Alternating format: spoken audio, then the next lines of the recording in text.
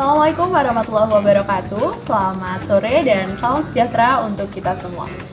Datang lagi kita di podcast Kewarganegaraan kedua Hima PKNH Visipol UNY yang pada kesempatan kali ini kita sudah dibersamai oleh narasumber pada sore hari ini, yaitu Bapak Dava Fahri Maulana SPD, yang mana sekaligus kemarin beliau menjadi moderator dalam acara Seminar Nasional Hima PKNH Visipol UNY tahun 2023. Nah, pada podcast Kewarganegaraan kali ini kita akan mengulas kembali terkait dengan seminar nasional yang kemarin sudah diselenggarakan pada hari Sabtu 16 September 2023. Nah, sebelumnya perkenalkan, saya di sini Dias Erlita Fazim dari Hima PKNH selaku moderator yang nantinya akan membahas bersama dengan narasumber kita hari ini mengenai topik tadi. Nah, sebelumnya apa kabar ini Bapak Dava? Iya. Sehat? Alhamdulillah sehat, Mbak Dias ya. Alhamdulillah sehat Mbak, tapi jangan manggil Bapak, Mas aja. Siap. Iya. Oke, jadi bersama Mas Dava pada sore hari ini kita akan mengulas kembali bagaimana menariknya Seminar Nasional Hima PKNH Visipol UNY kemarin, yang mana sudah mengusung tema konseptualisasi dan aktualisasi wawasan kebangsaan guna mewujudkan generasi yang berintegrasi di era Society 4.0. Nah, di sini temanya ini sudah sangat menarik. Kita juga kemarin sudah dibersamai oleh dua narasumber atau dua pembicara yang luar biasa, yaitu yang pertama ada Bapak Dr. Herlambang Perdana Wiratraman SHMA dan juga Ibu Wening Hapsari Ma'rifatullah SIPMA. Nah, di sini mungkin Mas Dava bisa memberikan sedikit kesannya terlebih dahulu. Kemarin sebagai moderator itu apa saja sih yang dirasakan? Ya, tentu terima kasih Mbak atas pertanyaannya. Tentu yang pertama saya terkesan ya diberikan kesempatan oleh teman-teman Hima PKNH untuk menjadi moderator yang memandu jalannya acara seminar nasional tersebut. Apalagi membersamai pembicara-pembicara yang sangat luar biasa, tentu sangat berkesan dari saya. Kemudian saya juga kan dulunya pernah menjadi pengurus Hima PKNH, tentu pernah menyelenggarakan acara serupa. Dan saya kira acara atau seminar nasional yang diselenggarakan oleh Hima PKNH tahun 2023 tentang seminar nasional yang sudah diselenggarakan tersebut itu sukses ya, saya kira sukses. Atensi dari mahasiswa sangat besar, kemudian pembicaranya juga spektakuler, kemudian materinya juga sangat aktual dan berbobot. Saya kira itu sangat luar biasa acaranya. Baik, terima kasih banyak Mas Dava. Nah, kemarin di Hima PKNH sudah menyelenggarakan seminar nasional yang mengusung tema tadi. Temanya sudah sangat menarik, pembahasannya juga sangat luar biasa, dan betul tadi apa yang sudah disampaikan Mas Dava, bahwasanya atensi dari audiens ini luar biasa sekali. Kemarin sudah banyak sekali audiens yang bertanya, kemudian mereka mengikuti dengan antusias jalannya seminar nasional kemarin. Nah, di seminar nasional kemarin itu karena memang ada dua pembicara, maka ada dua pokok pembahasan, di mana untuk yang pertama dari Bapak Dr. Herlambang ini membahas mengenai sains, kaum muda, dan peradaban kemanusiaan. Sedangkan untuk Ibu Wening membahas mengenai wawasan kebangsaan dan masyarakat 5.0. Nah, ini sesuai dengan tema besar yang diusung dalam Seminar Nasional Hima PKNH Visipol UNY 2023 kemarin, yang mana mungkin banyak berimplikasi ya Mas dengan kehidupan sebagai mahasiswa, kemudian juga kehidupan kita sebagai Gen Z, di mana di sini sudah memasuki era Society 5.0. Bagaimana kita mempersiapkan diri kita sebagai warga negara yang mana kita punya wawasan kebangsaan, kita juga memiliki istilahnya kita siap untuk menghadapi tantangan-tantangan di era ini. Mungkin dari Mas Dava sendiri ada apa ya, hal-hal yang sangat diingat dari seminar nasional kemarin, mungkin dari bisa mengutip dari Bapak Herlambang atau mungkin dari Ibu Wening gitu. Iya. Tentu saya katakan tadi di awal bahwa acara ini sangat luar biasa, materinya berbobot dan sangat aktual, sehingga tentu ada beberapa poin yang saya dapat ambil ya sebagai kesimpulan daripada seminar nasional ini. Dan tentu poin tersebut yang paling berkesan adalah pada kesimpulannya, yang mana setelah kita melakukan dialektika melalui seminar nasional tersebut, tentu didapatkan sebuah konklusi bahwa wawasan kebangsaan menjadi urgent saat ini di tengah masyarakat 5.0, di tengah era disrupsi teknologi, di tengah era digital seperti itu ya.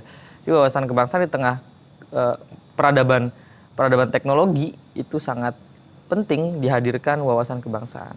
Perlu direvitalisasi gitu ya. Iya, betul sekali. Terima kasih Mas Dewa. Mungkin bagaimana juga di sini kita sebagai mahasiswa pendidikan kewarganegaraan dan hukum, terutama di sini Mas Dava juga merupakan alumni S1 Pendidikan Kewarganegaraan dan Hukum dan sekarang sedang menempuh S2 ya Mas. Iya. Nah, di sini terkait dengan wawasan kebangsaan mungkin ada beberapa hal yang kemudian menjadi penting untuk benar-benar kita implementasikan dalam kehidupan kita sehari-hari. Mungkin istilah wawasan kebangsaan itu cukup familiar, tapi kita juga kadang kurang tahu artinya itu apa gitu. Nah, kalau dari Mas Dava sendiri memaknai wawasan kebangsaan itu sebagai apa? Ya, kalau dari saya pribadi tentu terlihat ya dari kata, dari kalimat, dari frasa wawasan kebangsaan. Wawasan kan pengetahuan ya. Pengetahuan dari kita sebagai masyarakat, terutama dalam konteks warga negara, dalam mengenali bangsanya, ya, dalam mengenali bangsanya, terutama dalam berbagai hal, bagaimana kita mengenali karakteristik bangsa kita yang beragam, dalam mengenali bangsa kita yang majemuk, ya, kaya akan sumber daya alam dan sebagainya. Itu merupakan pengetahuan, cara pandang dari kita sebagai warga negara untuk mengenali bangsa kita sendiri, seperti itu. Oke, berarti bagaimana kita sebagai warga negara mengenal Indonesia itu seperti apa sih? Yeah. Kemudian juga apalagi di era society 5.0 ini juga istilahnya makin banyak karakter-karakter yang mungkin ada yang memang tumbuh seperti mungkin karakter anak muda yang jauh lebih individualis. Nah, itu juga mungkin banyak berpengaruh dalam implementasi wawasan kebangsaan itu sendiri. Yeah. Nah, di era sekarang ini juga terkenal ada 4C atau 4C untuk 21st century skill. Di era di abad 21 ada kolaborasi, creativity, critical thinking, dan juga communication. Nah, ini mungkin kalau dari Mas Dava sendiri, ini kan juga sering diperkenalkan atau sering dibahas di bidang pendidikan. Yeah. Nah, ini kalau misalnya terkait dengan kehidupan kita sehari-hari, hal apa sih Mas yang bisa paling mudah dilakukan terkait dengan skill yang ada 4C ini? Oke. Jadi kan ini konteksnya saat itu sedang membahas soal bagaimana sebagai masyarakat yang hidup di abad ke-21 ini punya kompetensi apa aja yang diperlukan. Itu diantaranya dirumuskan menjadi 4C. Communication, collaboration, critical thinking, and creativity. Dan konsep 4C tersebut itu merupakan konsep di mana itu adalah kompetensi yang dibutuhkan oleh masyarakat yang hidup di abad 21. Nah, kemudian ini menjadi penting konsep ini, sehingga dalam pendidikan Indonesia itu konsep 4C juga diinternalisasi dalam pembelajaran. Diinternalisasi dalam pembelajaran dan juga dilembagakan dalam pembelajaran melalui RPP, tertulis secara eksplisit bahwa tiap langkah pembelajaran harus ada 4C-nya. Ya, ini terbukti bahwa di tengah kelebihan, kemudian kemapanan, kemegahan konsep masyarakat 5.0, kita juga harus punya kompetensi yang relevan di abad 21 ini. Oleh karena itu dilembagakan dalam pembelajaran seperti itu. Oke, baik, terima kasih banyak Mas. Kemudian terkait dengan tadi masyarakat 5.0, society 5.0, di mana kita sudah istilahnya tidak ada batas dengan teknologi. Iya. Kita semakin dekat, semakin tidak berjarak dengan teknologi itu sendiri. Nah, itu harusnya punya manfaat atau punya satu jalan. Tapi apa yang sering kita temui adalah teknologi itu kadang memiliki dua mata pisau juga. Bisa dirugikan dengan adanya teknologi itu sendiri atau memang teknologi itu membawa kebermanfaatan. Nah, kalau dari pandangan Mas Dava sendiri, untuk sekarang di Indonesia sendiri yang merupakan negara berkembang, apakah teknologi ini sudah cukup efektif untuk memberikan manfaat-manfaat terkait dengan tadi di wawasan kebangsaan, kemudian di era Society 5.0 ini sendiri gitu. Ya, baik. Kalau menurut saya konsep masyarakat 5.0, Society 5.0 ini bukan untuk menunjang wawasan kebangsaan, tapi wawasan kebangsaan menunjang masyarakat 5.0 karena masyarakat 5.0 ini kan sebuah konsep peradaban manusia yang memiliki ketergantungan, kebutuhan akan teknologi. Nah, teknologi kan sebagaimana tadi disampaikan Mbak tadi bahwa memiliki dua mata pisau, di sisi lain bisa memberikan dampak positif, di sisi lain bisa memberikan dampak negatif. Nah, untuk meminimalisir dampak negatif tersebut, misal individualistis, kemudian konten-konten negatif, hoax, ujaran kebencian, banyak saya kira ya.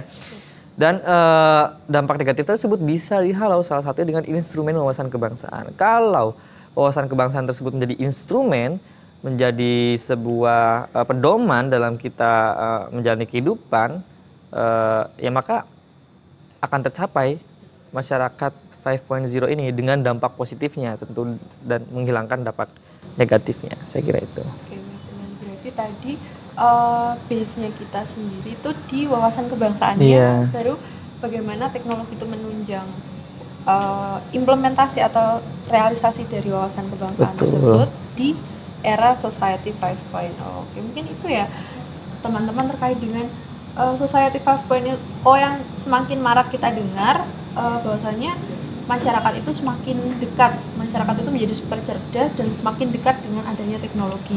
Mungkin sekarang juga sering didengar teknologi AI atau artificial intelligence yang dimana-mana sudah dipakai, entah itu untuk hal-hal sepele sekalipun, udahlah pakai AI aja biar cepat. Nah, hal-hal seperti itu menurut Mas Dava sendiri apakah bisa menggeser daripada wawasan kebangsaan? Dalam artian wawasan kebangsaan ini kan sesuatu yang seharusnya memang sudah terinternalisasi dalam diri setiap warga negara, tapi apakah nilai-nilai dari wawasan kebangsaan itu atau mungkin nilai-nilai daripada Pancasila mungkin ya sebagai pedoman hidup bangsa Indonesia itu apakah akan bisa tergeser dengan adanya teknologi sekarang? Jadi kalau menurut saya itu dengan hadirnya teknologi yang berkembang pesat hari ini itu tidak bisa kita tolak, dan mau nggak mau kita harus adaptasi dengan itu. Saya mengutip beberapa dosen bahwa AI itu nggak apa-apa kok dipakai ya dalam kerja-kerja akademik, dalam melakukan kerja-kerja intelektual, nggak masalah.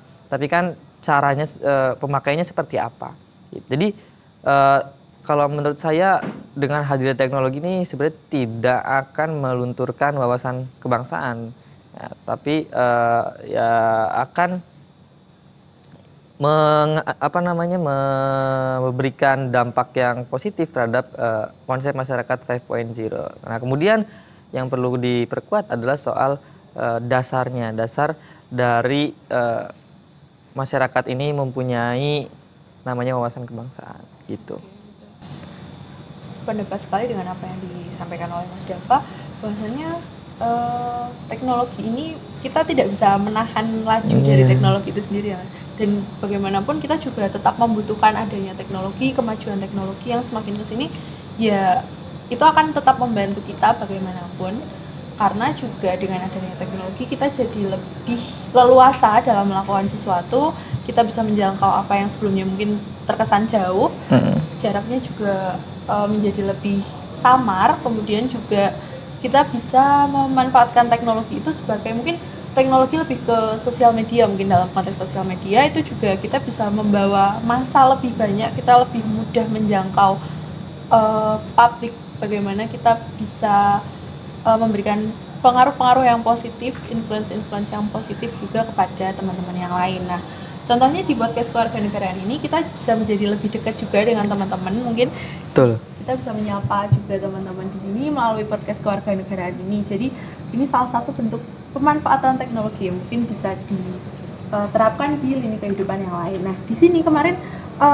saat seminar nasional ini Bapak Dr. Herlambang itu sempat menyebutkan bahwasanya di Indonesia itu kan sedang digaungkan Indonesia Emas 2045. Iya. Nah, pertanyaannya itu kalau saya tidak salah ingat, apakah Indonesia akan sampai ke Indonesia Emas 2045 itu? Apakah Indonesia akan benar-benar sampai? Nah, kalau menurut Mas Dava, kira-kira Indonesia Emas 2045 itu hanya wacana atau sekiranya memang bisa terrealisasi? Iya.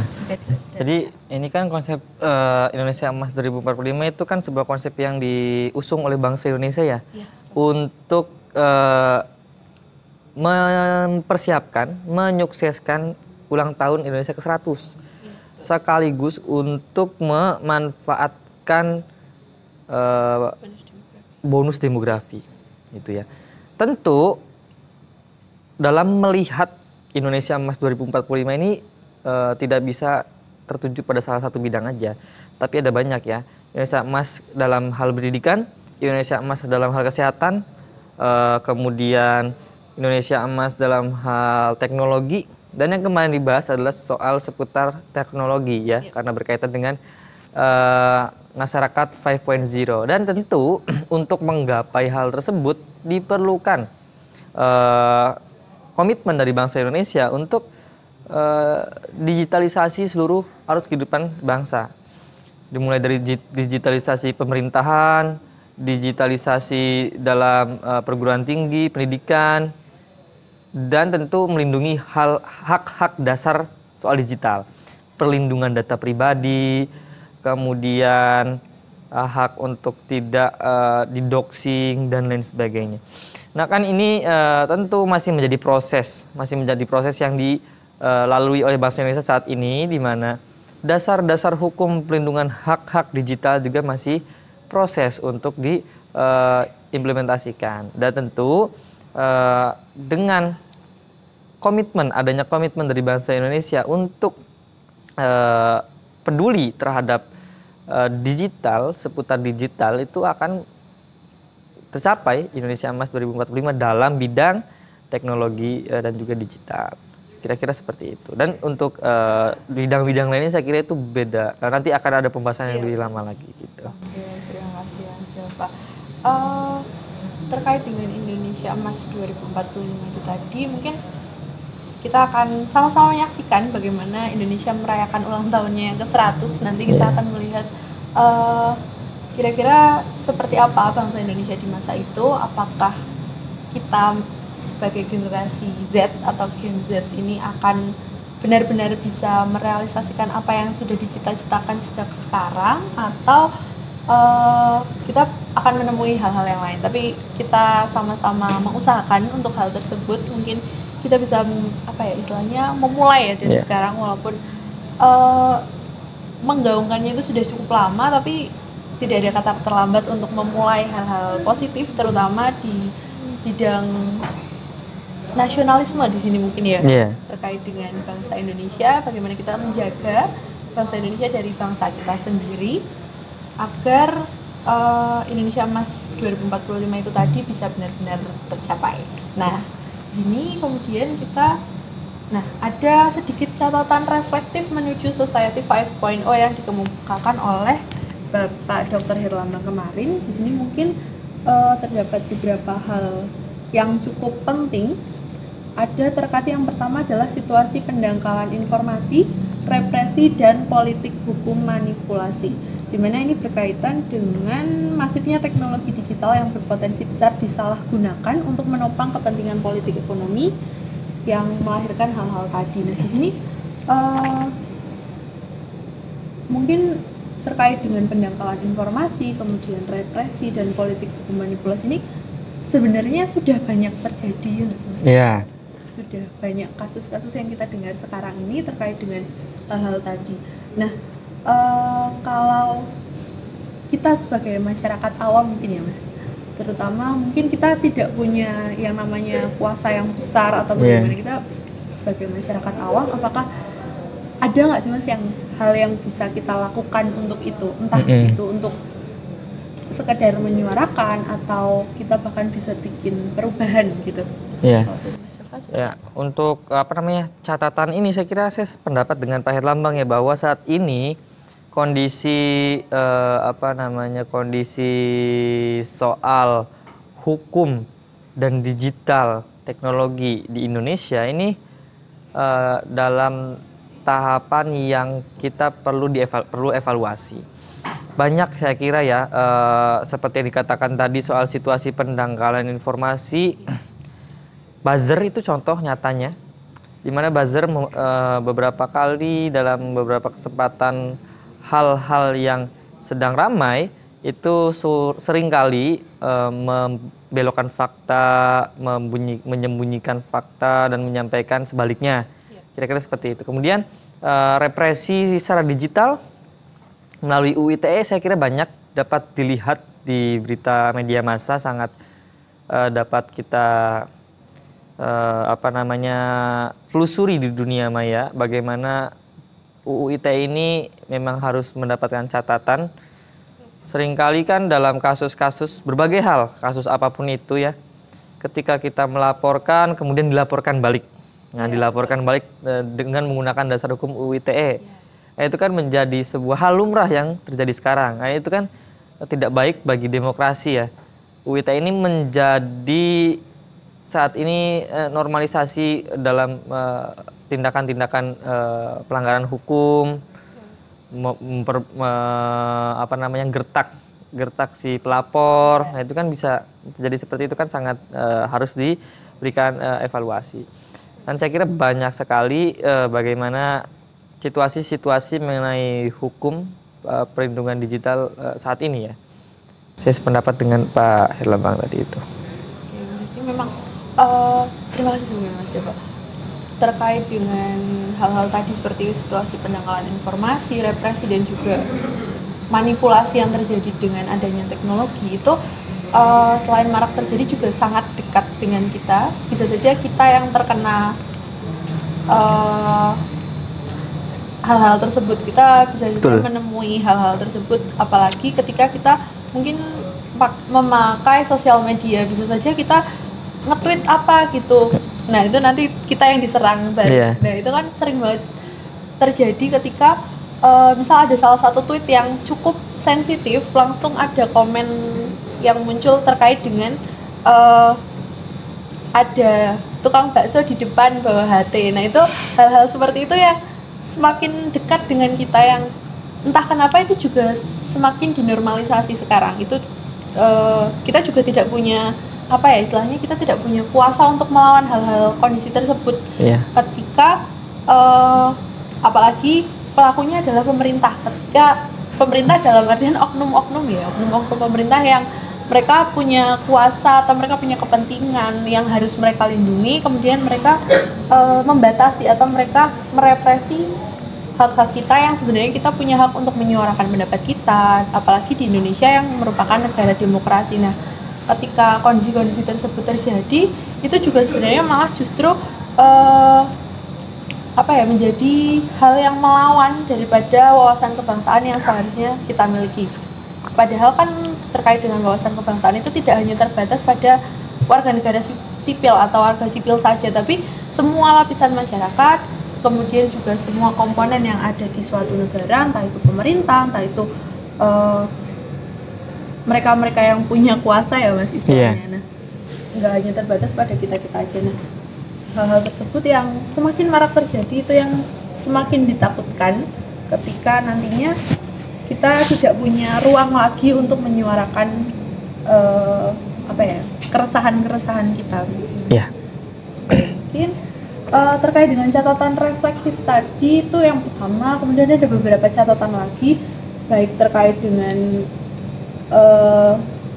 nah ini bentuk baru demokrasi yang iliberal, yang tidak lagi liberal, di mana politik hukum ketata pemerintahan yang ramah pada kepentingan oligarki kekuasaan sehingga melemahkan gagasan negara hukum demokratis.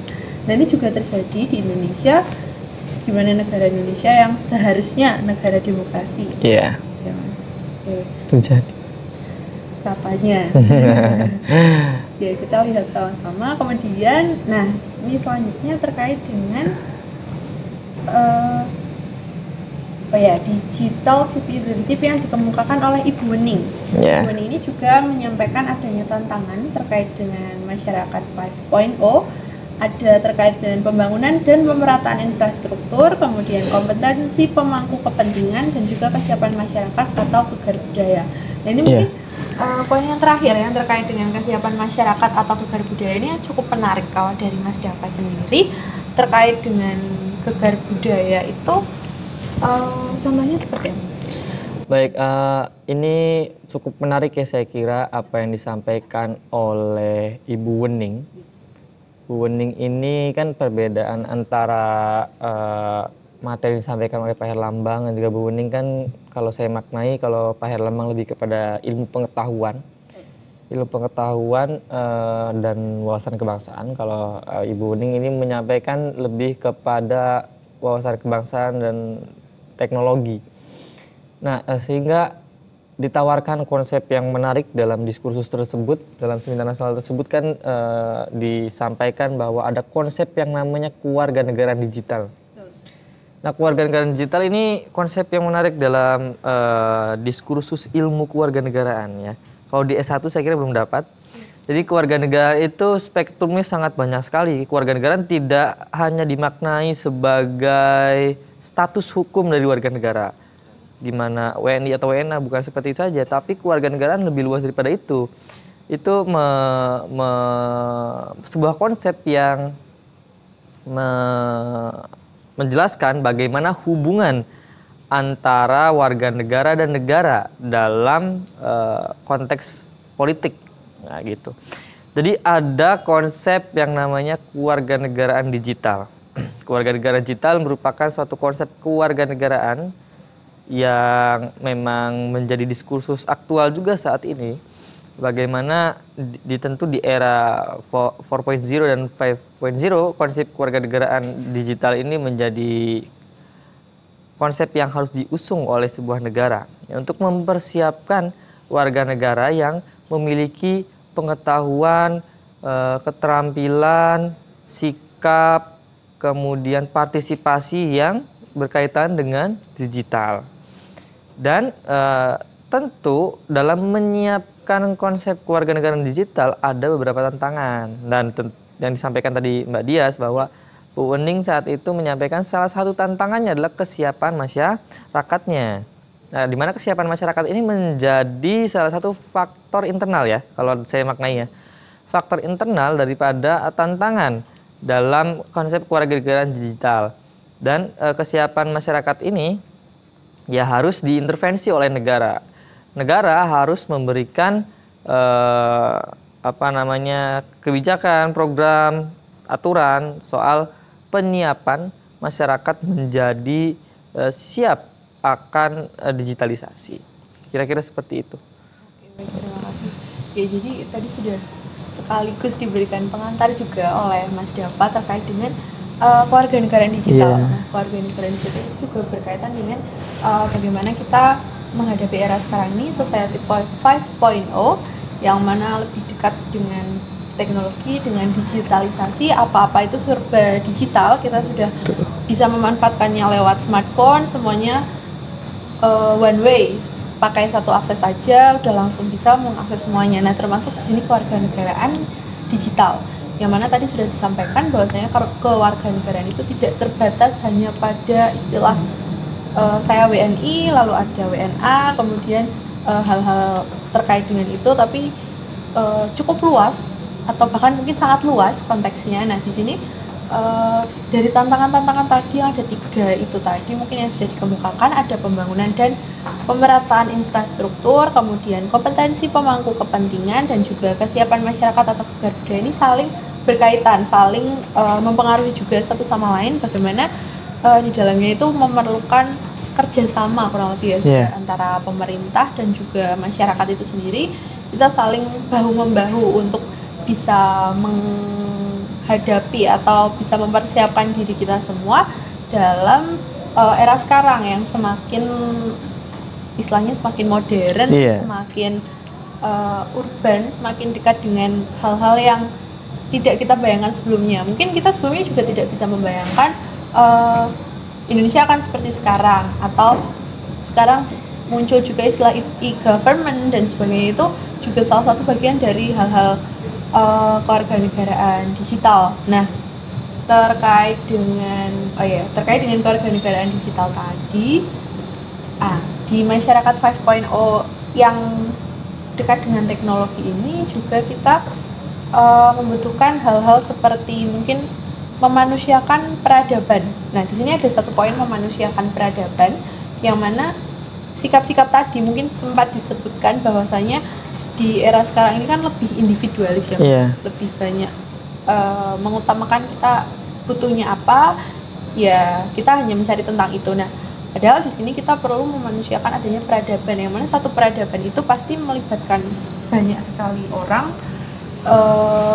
Kita perlu yang namanya partisipasi dan juga kolaborasi. Nah, mungkin ini sekaligus topik terakhir ya Mas, terkait dengan bagaimana kita sebagai mungkin warga Indonesia yang terkenal dengan istilah gotong royong ya. Nah, di masa sekarang ini kalau menggunakan teknologi atau kalau menggunakan kata masyarakat 5.0 ini, wujud daripada gotong royong atau wujud daripada Indonesia banget yang mengedepankan apa ya istilahnya, kayak kita kerjasama itu apa, di aspek apa Mas yang masih bisa ditemukan? Ya, kalau kita lihat gotong royong dalam konteks digital ya. Dalam konteks digital saya kira Indonesia ini menjadi salah satu negara yang punya solidaritas tinggi dalam sosial media, dalam digital ya. Contohnya yang baru-baru ini terjadi soal Palestina yang diserang, dan itu kan menjadi sebuah bentuk daripada solidaritas yang bermuara pada gotong royong, tentunya soal bagaimana komitmen bangsa Indonesia terhadap kemerdekaan Palestina. Itu menjadi contoh yang sangat konkret saat ini terjadi, bagaimana solidaritas yang seringkali bangsa Indonesia bersatu dalam sosial media, dalam dunia digital, ketika Indonesia berada dalam ancaman, berada dalam hinaan, berada dalam tekanan, dan masyarakat saya kira dalam dunia digital sangat solid ya. Banyak sekali contoh yang bisa kita lihat soal bagaimana ketika Malaysia ingin mengambil beberapa budaya Indonesia, itu kan masyarakat bersuara secara satu suara. Kemudian ketika bangsa Indonesia diolok-olok oleh bangsa lain, saya kira bangsa Indonesia, masyarakat itu sangat satu suara. Itu masih ditemukan lah ya, untungnya di tengah-tengah teknologi yang punya dampak salah satunya menjadikan masyarakat individualis, tapi dalam dunia digital kita masih diberikan satu anugerah ya, bahwa masih bisa kita solid bergotong royong di dunia digital. Gitu. Terima kasih banyak Mas Deva. Ya, setuju sekali bahwasanya kita masih bisa memanfaatkan dan juga memaksimalkan teknologi itu tadi. Kita masih bisa tetap satu nama, kita juga masih satu bangsa Indonesia. Jadi bagaimana kembali lagi kita harus bisa istilahnya efektifkan daripada teknologi. Jadi kita tidak bisa serta-merta menolak adanya teknologi itu tadi, tapi justru kita harus bisa bersahabat dengan teknologi dan menjadikan teknologi itu sahabat kita sebagai bagian dari tadi ada Society 5.0, kemudian ada juga poin terkait dengan kewarganegaraan digital. Nah, itu tadi yang sudah disampaikan. dalam podcast ini. Mungkin teman-teman sudah menyimak cukup banyak dan kita juga sudah mendengar cukup banyak dari narasumber kita hari ini, Mas Dava. Nah mungkin sebagai istilahnya closing statement mungkin karena di podcast biasanya harus ada closing statementnya dari narasumber, karena ini juga kita cukup menarik terkait dengan ini. Mungkin dari Mas Dava ada sedikit pesan atau mungkin ada hal-hal yang ingin disampaikan secara khusus kepada teman-teman pendengar podcast. Oke, yang pertama tentu seminar nasional yang diselenggarakan oleh Hima PKNH yang mengusung tajuk konseptualisasi dan aktualisasi wawasan kebangsaan ya, guna mewujudkan generasi yang berintegritas di era Society 5.0 ini sangat menarik untuk kita kaji lebih mendalam. Seperti yang sudah kita gali bagaimana pemikiran-pemikiran yang disampaikan oleh para narasumber Pak Herlambang dan juga Ibu Wening, itu sangat menarik bagaimana konsep-konsep antara masyarakat 5.0 dan wawasan kebangsaan. Sehingga sekali lagi apa yang terdapat dalam konklusi seminar nasional kemarin adalah bagaimana merevitalisasi konsep wawasan kebangsaan di era Society 5.0 ini. Dan ini perlu kita jadi perhatian bersama soal bagaimana kita di sisi lain menikmati teknologi yang ada, kita juga kembali kepada